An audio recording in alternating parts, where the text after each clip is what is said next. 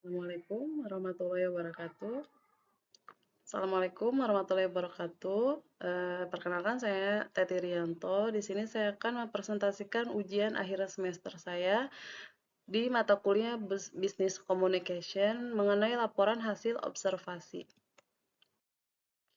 Oke, yang pertama yaitu daftar isi, yaitu profil singkat perusahaan, gambaran struktur organisasi perusahaan, pola komunikasi dalam satu divisi, gaya kepemimpinan manajer dalam satu divisi. Untuk selanjutnya yaitu peran manajer dan kesimpulan, tipe karyawan dan kesimpulan, yaitu tipe karyawan X dan Y, observasi keberhasilan, berikutnya saran dan lampiran.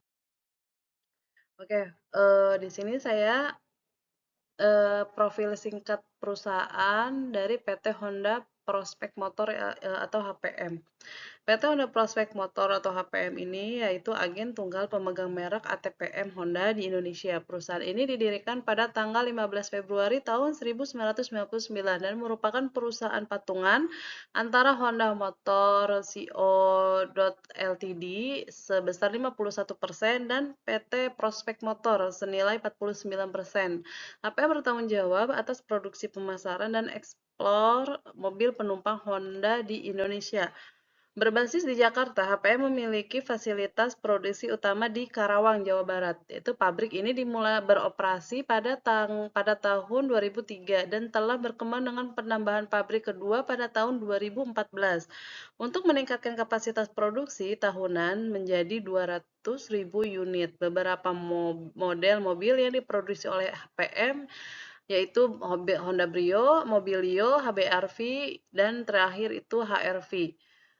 Beralamat di Jalan Mitra Utara 2 Kawasan Industri Mitra Karawang atau KIM, Desa Parumulya, Kecamatan Ciampel, Karawang. Head office-nya di Jalan Gaya Motor 1, Sunter 2 di Jakarta Utara.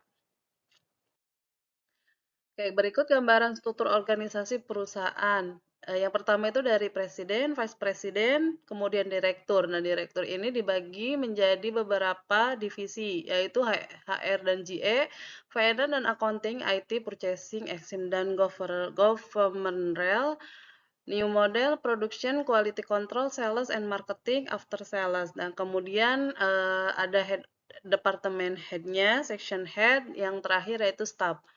Pembentukan struktur organisasi berdasarkan struktur yang ditetapkan oleh top manajemen, di mana pelimpahan wewenang langsung secara vertikal dari atasan ke bawahannya, dengan didukung dan dibantu oleh advisor. Setiap personel yang melakukan aktivitas manajemen di perusahaan harus sesuai dengan struktur organisasi yang dikembangkan dan diterbitkan oleh top manajemen. Nah, berikut referensi dari pola komunikasi. Menurut Asri Rumondang Banjarnahor dan rekan-rekannya dalam buku Dasar Komunikasi Organisasi pada tahun 2022, komunikasi vertikal ini yaitu komunikasi yang mengalir dari satu tingkat dalam organisasi ke tingkat lainnya, baik dari atas maupun ke bawah atau sebaliknya. Nah, menurut Lukas, dalam buku Komunikasi Organisasi tahun 2022, komunikasi horizontal adalah proses pertukaran pesan antara individu-individu yang memiliki proses sejajar atau sederajat dalam satu organisasi. Nah, pola komunikasi dalam satu divisi ini pada prospek Honda Motor atau HPM ini merupakan salah satu item kompetisi yang harus dimiliki oleh semua level jabatan, mulai dari level subforeman sampai level divisi head. Ataupun item kompetisi dari open communication adalah sebagai berikut. Yang pertama, secara proaktif berbagi ide-ide yang membangun atau sopan. Yang kedua, berbagi visi atau tujuan organisasi secara tepat waktu dengan semua anggota dan pemangku kepentingan terkait. Yang ketiga, memfasilitasi diskusi terbuka untuk memastikan pemahaman dan komitmen bersama. Yang terakhir, hargai pandangan semua rekan kerja. Nah, untuk komunikasi vertikal ini, karyawan divisi produksi melaporkan hasil kerja, masalah yang dihadapi, dan saran perbaikan kepada manajer atau supervisor. Untuk feedbacknya, karyawan memberikan umpan balik tentang kebijakan atau prosedur yang diterapkan oleh manajemen. Nah, untuk komunikasi ke bawahnya, Manajer memberikan arahan dan instruksi kerja kepada karyawan untuk memastikan proses produksi berjalan sesuai dengan rencana. Untuk komunikasi horizontalnya, ini koordinasi antara tim, yaitu komunikasi dengan tim kualitas untuk memastikan produk memenuhi standar yang ditetapkan. Untuk selanjutnya, operator mesin sering berkomunikasi satu sama lain untuk memastikan bahwa alur produksi berjalan lancar. Kemudian pertemuan rutin, rapat mingguan atau bulanan antar anggota tim produksi untuk membahas progres tantangan dan solusi yang diperlukan. Nah, untuk tipe karyawan X dan Y ini yaitu motivasi manusia dan manajemen. Nah, kalau untuk tipe karyawan X dan Y adalah konsep yang diperkenalkan oleh Douglas MC Gregor dalam bukunya The Human Side of Enterprise pada tahun 1960 ini membantu manajer memahami bagaimana pendekatan mereka terhadap karyawan dapat mempengaruhi motivasi serta produktivitas. Perbedaannya, untuk tipe karyawan X ini, dari segi pandangan, itu karyawan tipe X dianggap tidak suka bekerja dan cenderung menghindari pekerjaan jika memungkinkan. Untuk dari segi motivasi, mereka perlu diawasi secara ketat dan dikendalikan melalui ancaman dan hukuman untuk mencapai tujuan. Dari segi sifat, lebih suka diarahkan dan menghindari tanggung jawab. Nah, untuk tipe karyawan Y, dari segi pandangan, karyawan tipe Y ini dianggap menikmati pekerjaan dan melihatnya sebagai hal yang alami dan menyenangkan. Oke, metode di sini saya mengamati melalui observasi langsung. Nah, di departemen engine mesin ini sebanyak 210 karyawan. Nah, ini menggunakan metode sampling dengan rumus Slovin. Nah, ketemu yaitu 60, total jadi 60. Jadi, kami melakukan observasi langsung terhadap 68 karyawan yang ada di departemen engine mesin. Nah, berikut kesimpulan tipe karyawannya. Nah, bisa disimpulkan di sini tipe karyawan Y yang lebih banyak jumlah presentasinya dari inisiatif dan kreativitasnya lebih tinggi di dalam melakukan proses pekerjaan. Motivasi yang tinggi sehingga di dalam menjalankan suatu pekerjaan dapat lebih cepat dan tepat sehingga pekerja mendapatkan hasil yang maksimal. Dan untuk berikutnya, untuk tipe karyawan X, dari hasil presentasi ini memang lebih sedikit beberapa dari karyawan tipe X ini masih kurang inisiatif dalam menjalankan pekerjaan mereka. Biasanya menunggu arahan dari atasan untuk memulai pekerjaan. Ada pula sebagian yang menghindari dari tanggung jawab pada saat diberikan pekerjaan. Hal ini menunjukkan masih dibutuhkan peranan kepemimpinan untuk mengatasi tipe karyawan X ini. Untuk gaya kesimpulan manajer dalam satu divisi. Nah, gaya kepemimpinan demokratis yaitu ciri-cirinya manajer melibatkan tim dalam proses pengambilan keputusan. Terus untuk keuntungannya meningkatkan motivasi dan kepuasan kerja. Untuk kekurangannya itu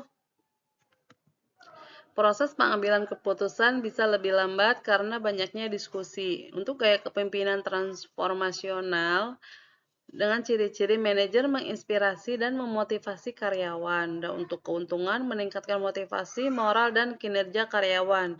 Untuk kekurangannya, itu membutuhkan manajer yang sangat karismatik dan mampu mempengaruhi karyawan secara positif. Untuk gaya kepemimpinan otoraktis, yaitu ciri-cirinya manajer membuat keputusan sendiri tanpa konsultasi dengan tim. Dan untuk keuntungannya itu lebih efektif dalam situasi darurat atau ketika keputusan harus diambil dengan cepat. Nah, gaya kepemimpinan laissez-faire yaitu manajer memberikan kebebasan penuh kepada karyawan untuk membuat keputusan sendiri. Untuk keuntungannya yaitu mendorong inovasi dan kreativitas, cocok untuk tim yang sangat berpengalaman dan mandiri. Oke, peran manajer pada divisi engine mesin ini dari peran umumnya yaitu sebagai sistem development, berperan dan menjabarkan visi dan strategi yang telah ditetapkan oleh divisi head, meliputi operasionalisasi visi dan strategi merupakan rencana kerja, yaitu bertanggung jawab untuk merencanakan jadwal produksi, mengalokasikan sumber daya, dan mengorganisir tim untuk mencapai target produksi. Dan yang terakhir, mengawasi kegiatan produksi sehari-hari dan memastikan bahwa standar kualitas dipenuhi dan mengidentifikasi serta mengatasi masalah yang muncul. Untuk peran spesifikasinya, yaitu melakukan pengelolaan terhadap proses kerja di departemen dalam rangka meningkatkan produktivitas dan efisiensi di departemen dengan cara mengontrol kegiatan kerja, dan memberikan petunjuk kerja, mengkoordinasikan kerja, menyetujui pelaksanaan kegiatan new model dan FOG, sampai dengan mengusulkan rencana perbaikan dan pengembangan kepada divisi.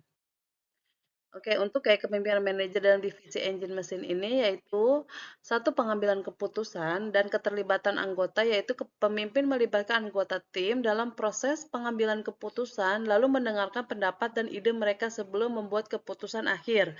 Dan kebebasan berpendapat, anggota tim ini dibebaskan untuk menyampaikan gagasan dan pendapat mereka meskipun keputusan akhir tetap berada di tangan pemimpin.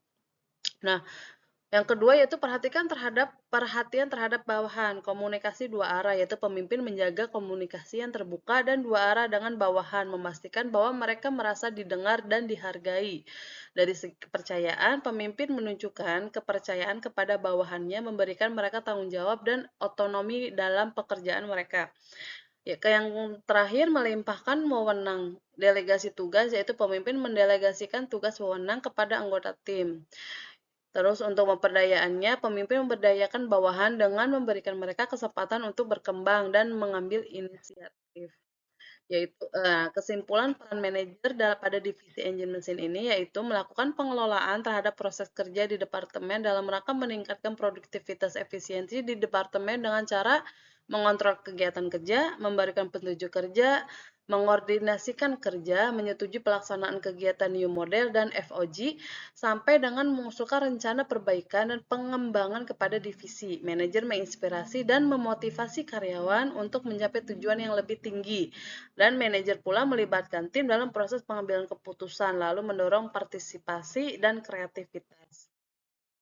Untuk observasi keberhasilan dan kegagalan pola komunikasi dalam divisi engine mesin ini, yaitu dengan dari segi aktual implementation, manajer produksi memberikan instruksi yang jelas melalui email dan rapat rutin kepada supervisor yang kemudian menyampaikan informasi tersebut kepada operator. Kemudian kalau misalnya dari bawah ke atas itu saran dan keluhan, operator diberikan kesempatan untuk menyampaikan saran dan keluhan melalui supervisor yang kemudian diteruskan kepada manajer. Kemudian untuk pola komunikasi horizontalnya, yaitu operator bekerja sama dalam tim untuk menyelesaikan tugas produksi, saling berbagi informasi, dan membantu satu sama lain. Nah, ini keberhasilannya itu pola komunikasi yang efektif ini membantu menjaga etos kerja karyawan, serta bisa meningkatkan produktivitas dan mengurai kesalahan dalam proses produksi. Untuk analisis keberhasilannya, yaitu dari segi pesan yang jelas, instruksi yang jelas dari manajer memastikan bahwa semua karyawan memahami tugas dan tanggung jawab mereka. Karyawan diberi kesempatan untuk berpartisipasi aktif dalam komunikasi, baik melalui saran maupun keluhan. Dan feedback diberikan oleh supervisor dan manajer, membantu memperbaiki proses dan meningkatkan efisiensi kerja.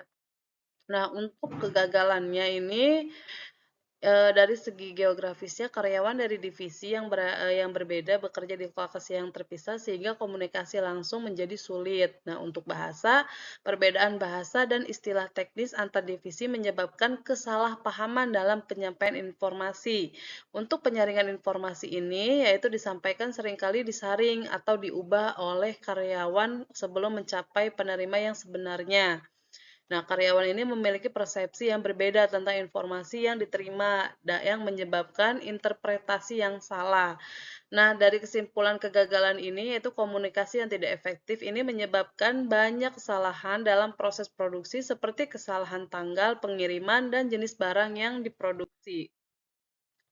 Oke, saran dari saya dari pola komunikasi ini yaitu secara tepat waktu dengan semua anggota dan pemangku kepentingan terkait internal dan eksternal dengan cara yang mudah dipahami untuk beradaptasi dengan situasi bisnis yang berubah serta memfasilitasi diskusi terbuka untuk memastikan pemahaman dan komitmen bersama dari setiap rekan kerja dan menghargai pandangan semua rekan kerja.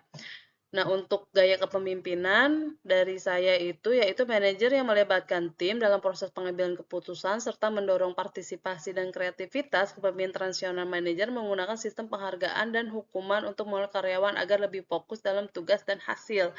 Dan untuk tipe karyawan ini berpartisipasi aktif. Karyawan yang diberi kesempatan untuk berpartisipasi aktif dalam komunikasi, baik melalui saran maupun keluhan. Feedback yang diberikan oleh supervisor dan manajer membantu memperbaiki proses dan meningkatkan efisiensi kerja. Komunikasi horizontal yang baik mendorong kerjasama tim dan membantu menyelesaikan dengan lebih. Berikut lampiran foto dokumentasi wawancara di PT Honda Prospek Motor. Sekian presentasi dari saya, kurang lebihnya wassalamualaikum. Terima kasih. Wassalamualaikum warahmatullahi wabarakatuh.